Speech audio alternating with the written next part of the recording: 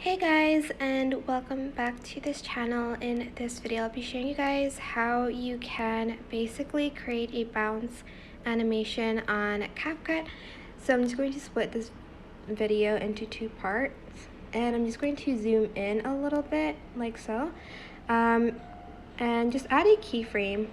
So like zoom in like so, and then I'm going to move it up, and then kind of like in another bit of the clip I'm going to move it down, and then in between I'm going to go and find graphs, scroll until you find a bounce, and you can basically select any that you want.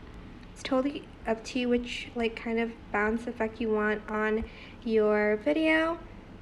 And once you're done, just press the check mark button, and that is basically it. Really super simple, but I hope this tutorial was helpful for you guys. Don't forget to like, comment, share, and also subscribe to this channel if you haven't done that already. If you have any questions, just leave it in the comment section down below, and I'll try my best to answer them all for you guys. And if you found this video helpful, please click the thanks button above the description box down below. Thank you so much for watching. Bye!